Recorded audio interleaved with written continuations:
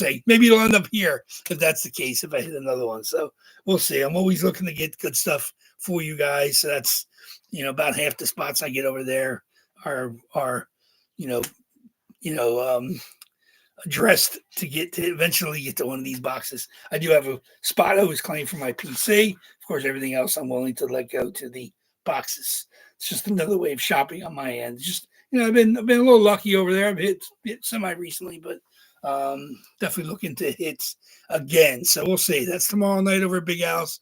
Make sure you take your time out. I know a lot of you guys are football nuts, so you get over there for your full sizes and whatever other breaks he has. But definitely make sure you stop by Big Al's. Big Al is out in Forston Day. He's got all the older spots, and then he's got a couple in each of the. Does he have the last two breaks? No, he's got a couple in the most recent reloads. So Big Al's got skin in the game tonight. We'll see if he can not add another notch to his win column. On the rest of you guys, you have the last. Basically the last four breaks to divide up. Big Al's got both the spots from last year and then the spot from January. The rest of you guys have the spots from February, March, and then there's 10 from April, and then I think 13 from this last reload still. We had 16, we've had 3 so far. So let's get going. We got good games tonight. Obviously, we got one more game late. Maybe we'll get to that one. Let's see. I don't think if anybody's watching it. Is the other game when we get the score up? It was 1-1. I wanted to see if anybody took a lead in that one because that was headed towards overtime. Just less than a minute to go in that game. I'm not watching it, but I will watch the overtime if it lasts after we break here. That was fantastic the other night. Seeing, just going live right after it was tied up. And then, a little bit into overtime, I was able to get our break completed. And then I was able to watch the win live, which is insanity. So that was amazing to see for Winnipeg. Still, that's not a team I got to root for going forward. We'll see if they're able to survive in the next rounds. I'm not guaranteeing that they're going to move forward, but you get tried and tested like that. Sometimes that's what you need. Obviously, they need Hellebuck to be visitive form. He's dropped the puck a bit in the playoffs and over his career, and obviously this is his third Vezina now. Almost a lock to win that, and they haven't had any playoff success. Not all his fault, but at the same time, your goalie's got to be your best player at times, especially on the PKs. And he hasn't risen above. Gave up a couple kind of softies the other day to have them down 2-0, and obviously the team rallied back to win that series. But we'll see. He needs to change it up for the second round, but we'll see how that goes. So let's get going here, and let's get ready for the one box tonight. So here we are. Let's get got our list here. Obviously, let me get my randoms up and my dice up. Okay, here we go. Let's get this going. I want everybody to wait around. We got games to watch tonight. So here we go. Okay, of course, we always do 5 or more on our dice roll. Obviously, our boxes are in order from the runs. We have 13 from this last reload. We get 93. That was the last box in the run, and that's been hit. We've hit 3 from that run. We have 10 from the run prior, and then we have 2 runs of 3, and then 3 single boxes from the runs. 63-26. Those are actually big hours, though. So if those hit, we kind of know who's going to hit. So here we go. He just happened to claim all the oldest spots tonight. But the other 3 runs, the 2 runs rather. The 2 runs of 3 have a bunch of different people. So we'll see. So like I said, I'm not rooting for or against anybody. It's nice to see the old stuff come out, but it's really fun to see some of this new stuff because you guys are chasing it pretty good. So I appreciate that. And we'll see, obviously, for Thursday and then the double box on Sunday. So let's get to going. Let's do it. 5 or more in our dice roll. See how many times we're going to random our lists. 8 times. There we go. 8 times, guys. Let's do it. See what box we're going to open. 8 times it is. 32 boxes. 2, 3, 4, 5, 6, 7. And the box we're going to open tonight is going to be, good luck everybody, box number 70. 70. 70 is I don't know what 70 is. 70 is one of the last two reloads. Probably the reload before. 32 boxes. 70, 8 times. 70 it is. 70, guys. See what we got. Okay. Okay. Where's my list? Let me make my internal notations. Box 70. Box 70 it is. Box 70. My list of winners. Box 70. Okay.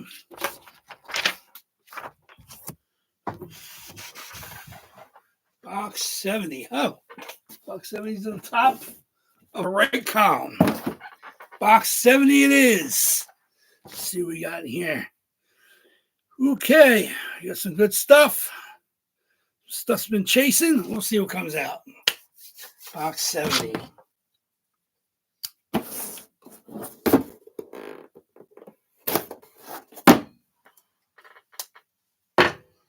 Good luck. Box 70. Box 70. Box 70 will be. Oh, it goes to a fan. I know that for a fact. There he goes. Box 70 gives us the captain of the New York Islanders. What an unbelievable year. Most of us don't watch the Islanders games. But Anders Lee. He's not a European. Anders Lee, New York Islanders, autographed Reebok jersey. Back when AG Sports put the cards in the bags, which they don't do anymore. It's just straight stickers now. So there we go. Anders Lee, Reebok, New York Islanders. Here it is. And this is obviously Reebok from early in his career. No C on the front. I don't know if he wore an A, but Anders Lee, there it is. There it is. To celebrate the #1 overall draft pick, we hit the New York Islanders the first night after the draft lottery. It's an Islander kind of week. There you go, Steve. Anders Lee, captain of the Isle, had a fantastic year, obviously, as they try to rebuild themselves back into a playoff team. They weren't a million miles off because they moved up quite far in the lottery and they were able to secure the #1 overall pick. Very, very nice. Congratulations. And yes, of course, that goes to Steve S., our resident Isles fan. Big time hit. There you go, Steve. What are you feeling for your first overall pick? You going with Schaefer, the defenseman, or are you going to go with Misa, 60-goal scorer? I don't know what they should lean towards. I'm thinking. I don't know. I mean, they got Dobson, and I don't think Schaefer is quite Dobson. I don't think he's a little bit different player. They're hoping he's going to be more like Pietrangelo or Josi, one of those dominant all situation defensemen. Dobson's not quite that. He's more of a power play kind of. He's a good defenseman all around, but you want Misa, so you want the 60-goal scorer. I don't blame you. I think Misa is. I mean, he's been on fire, and like I said, he just kept pumping in goals. I'm thinking he got over 60. I'm thinking that's the kind of player you don't want to give up. I don't know. Like I said, I heard, somebody might have said Stamkos. I don't believe that. I don't think he's quite that player, but he's definitely a gifted goal scorer. He shoots and it goes in. You get 60 goals on any level, and he re-signed to, Tony D. Tony D was serviceable. He actually, at times he was their best defenseman on the ice. So, I mean, I think if you're willing to be okay with somebody that's a little bit sketchy on the personality side, I mean, you sign them. I'm not saying Tony D's your long-term, reason for defense, but if you're going to bring in Schaefer, I mean, the kid's like 19. I mean, he's not like, or maybe he might be younger than that. So you're bringing in a guy that's not close to being a dominant NHL defenseman, even if he becomes one. Like I said, best case scenario, he becomes like a Josi or a Pietrangelo. He's not a McCarr or Quinn Hughes or one of those type players. He's more of like a all situations, kind of like the future captain of your team. And, he has offensive skills and he definitely can play defense and he's going to make a team happy. And it's probably going to be the Sharks because I think the Owls probably go with Misa. I'm not, and like it's a shame because Higgins is the local kid. I mean, obviously he's a lifelong Islander fan, growing up in the area, and I don't. Higgins is probably gonna probably in the 3, 4, 5, maybe. Like I said, he's a talented player and he's gonna go high. So unless the Islanders trade back to get more picks and Higgins, which I wouldn't be against the idea. Like I said, if you're not ready to make the run right now and you want to bring in Higgins, like I said, I mean, that's I understand that, especially since they don't really have a general manager as of now. I mean, they're still kind of working through the front office things, and we'll see. Like I said, I mean, I mean, Anders Lee had a great year this year. Barzal was banged up. Dobson came on strong. He was weak early. He didn't have good numbers early, but Horvat, I loved Horvat. I think he had a great year. I said, I mean, like I said, they had to move Nelson. I mean, they have pieces, and it's just, I mean, their pipeline's a little thin. I don't think they have a lot of high end superstars on the edge. So getting the first overall pick, you know, whether it's Misa or Schaefer, I think I mean, you got some great other players. I think Mortone and Lundell, there's some good players in the top 5 or 6, but I think Misa or Lee, Misa or Schaefer is their decision. So if they're going to go to blue liner, like I said, if they think he's going to be a next Potvin, he's not Potvin, obviously, but if he's going to be, I mean, I don't want him to be like the next Wade Redden. You don't want somebody that's like, I mean, you're looking at, even if you look at Buffalo's number ones, you know, Buffalo's number ones, you have Darlene, which I don't think he is. He's not that kind of physical player. Doesn't have that size. He might be Owen Power, but Owen Power, do you need Owen? I mean, every team kind of needs an Owen Power, but if you have the number 1 overall pick and you haven't been there in a while, I think you got to go with Misa. I think it'd be a shame if Misa isn't the number 1 pick. I mean, like I said, I mean, I'm not saying that Schaefer's an injury issue. He's not a Band-Aid boy, but he was hurt most of the year. Like he was great out of the box, and they anointed him the number 1, the top player in the draft, and he didn't play the rest of the year. So I'm not.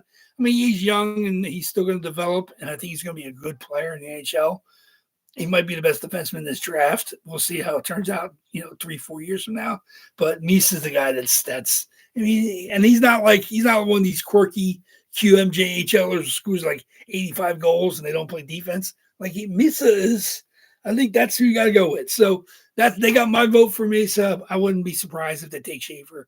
NHL GMs tend to go with the almost guaranteed, 10, 12, 15-year defenseman that plays all situations. I mean, you don't find them on the rocks. So it's not a shame if they take Schaefer, because if he does become the Yossi for the Islanders in the future, or the Pietrangelo, if he does become that player, I mean, you can't begrudge them passing on a player like Misa, but I say go Misa. I'm with you. Oh, so we got overtime. We got overtime tonight, and then we got the late game. So thank you much, everybody. Sorry for everybody that did not hit tonight's. I'll get the list back up for Thursday. Congratulations, Steve S. breaking a little bit of a cold streak he's been on. So the Smilers are back in, so now he's got some targets. So congratulations, Steve. Thank you very much. I look forward to seeing everybody back here on Thursday nights. Enjoy the games tonight. We'll see what they got for us. Thank you much, guys. Waffleboard Breaks is out of here.